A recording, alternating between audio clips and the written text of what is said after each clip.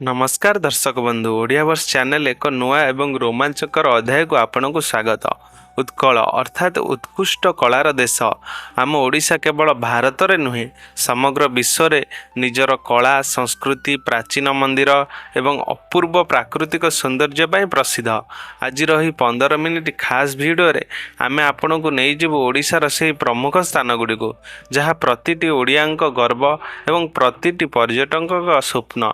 तेबे आसंतु आरंभ करिबा आमर एही अपूर्व यात्रा। आमर यात्रा आरंभ हेउची विश्व ब्रह्मांडर नाथ महाप्रभु श्री जगन्नाथଙ୍କ पवित्र धाम पुरीरू। हिंदू धर्मर चारि धाम मध्यरु अन्यतम एही स्थानटी कोटि कोटि भक्तଙ୍କ प्राण केन्द्र। केवल श्रीमंदिर नुहे पुरीर सुवर्ण बेलाभूमि मध्य पर्यटकों पई एक प्रमुख आकर्षण। एठाकर शांति एवं आध्यात्मिक परिवेश मन को एक अद्भुत आनंद प्रदान करे। पुरीरू किछि बाट गले पड़े कला आउ भास्कर्यर अन्यान्य निर्देशना कोणार्क सूर्य मंदिर। यहाकू ब्लैक पागोडा मध्य कहा जाए। यूनेस्को वर्ल्ड हेरिटेज साइट मान्यता पाइथिबा एही मंदिर एक विशाल रथ आकृतिर निर्मित जोंथिरे अछि 24टी चक एवं 7टी घोड़ा। ओडिया कारीगरी निखुण कलार यह एक ज्वलंत उदाहरण। वर्तमान आसंतु आम राजधानी भुवनेश्वर यहाकू मंदिर मालिन सहर कहा जाए। एठारे थिबा एकादश शताब्दीर श्री लिंगराज मंदिर मुक्तेश्वर मंदिर एवं राजाराणी मंदिरर पुरातन कलार श्रेष्ठ उदाहरण। यह सहित ऐतिहासिक खंडगिरी उदयगिरी गुंफा एवं सम्राट अशोक हृदय परिवर्तन साक्षी धौलगिरी शांतिस्तूप यही सहरर गारिमा बढ़ाए। प्रकृतिर एक अनुपम दान हेउची चिलिका। यह एशियार सर्वबृहत खारिया जल हृद। शीत दिने एठारे लक्ष लक्ष विदेशी पक्षी आगमन हुए। सातपड़ार डॉल्फिन देखिया पाई एवं मझी चिलिकारे थिबा माँ कालीजाईଙ୍କ दर्शन करिबा एक स्मरणीय अनुभूति। ओडिशार 1000 वर्षर पुराना सहर कटक महानदी और काठजोड़ी नदी मझिरे थिबा एही सहर तारकासी काम पई प्रसिद्ध। बारवाटी दुर्गर भग्नाशेष नेताजी सुभाष चंद्र बोस जन्मस्थान जानकीनाथ भवन एवं कटकर प्रसिद्ध ऐतिहासिक बालीजात्रा सारा विश्व रे सुनाम अर्जन करिछि। वन्यजंतु एवं जंगल प्रेमिक पई ओडिशारे अछि भितरकनिका एवं शिमिलीपाଳ। केन्द्रापड़ार भितरकनिका निजर विशालकाय बौला कुंभीर एवं हेन्ताଳ वन पई प्रसिद्ध। सेहीपरि मयूरभंजर शिमिलीपाଳ जातीय उद्यान बाघ हाथी एवं सुंदर जलप्रताप एक अद्भुत संगम।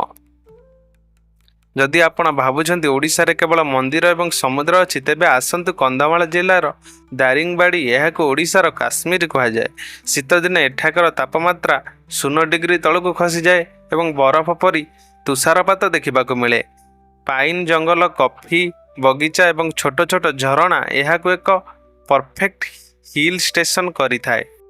पश्चिम ओडिशार आराध्य देवी माँ समलेश्वरी पीठ होउची संबलपुर।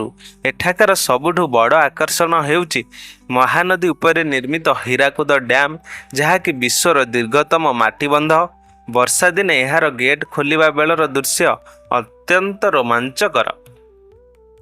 प्रकृतिर अपूर्व सौंदर्य उपभोग करने को हेले कोरापुट जिबा निहाती दरकार। एठारे अवस्थित देवमाली हेउची ओडिशार सर्वोच्च गिरिशृंग। मेघ को छुँथिबा यही पहाड़ एवं साबर श्रीक्षेत्र पर्यटकों को आकृष्ट करे। यह सहित घंच जंगल भितर थिबा प्राचीन शिवपीठ गुप्तेश्वर गुंफा मध्य दर्शनीय। बालेश्वर चांदीपुर बेलाभूमि दुनियार सबुठारु नियारा समुद्र कूल मध्यरु गोटिए। एठारे समुद्रर पानी प्रतिदिन भट्टा समय 5 किलोमीटर पर्यंत पछकु पलाए एवं जुआर बेले पुणी फेरी आसे। यह एक जादुकरी अनुभूति भली लागे। गंजाम जिलार प्रशांत गोपालपुर बेलाभूमि जहाँकि रिलैक्स करने एक सुंदर स्थान। यह सहित ऋषिकुल्य नदी कूल पुण्यगिरी पहाड़ उपरे माँ तारिणीकर शक्तिपीठ रही जहाँकि श्रद्धालु मानक पई एक प्रमुख तीर्थस्थान।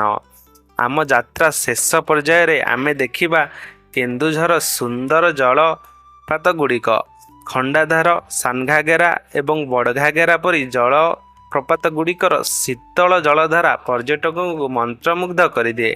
ଏଠାକାର ଶାନ୍ତ ପରିବେଶ ଏବଂ ସବୁଜ ଜଙ୍ଗଲ ଆପଣଙ୍କୁ ନିଶ୍ଚୟ ଆକୃଷ୍ଟ କରିବ।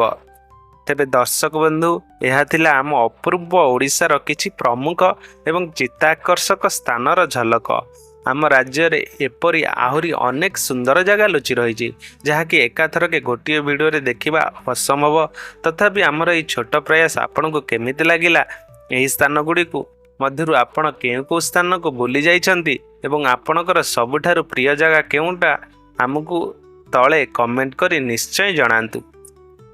ଯଦି ଏହି ଭିଡ଼ିଓଟି ଆପଣଙ୍କୁ ଭଲ ଲାଗିଲା, ତେବେ ଦୟାକରି ଭିଡ଼ିଓକୁ ଲାଇକ୍ କରନ୍ତୁ ଓ ନିଜ ପରିବାର ଓ ସାଙ୍ଗମାନଙ୍କ ସହ ସୋସିଆଲ ମିଡ଼ିଆରେ ସେୟାର କରନ୍ତୁ, ଯାହାଦ୍ୱାରା ଆମ ଓଡ଼ିଶାର ସୌନ୍ଦର୍ଯ୍ୟ ବିଶ୍ୱବିଦିତ ହୋଇପାରିବ।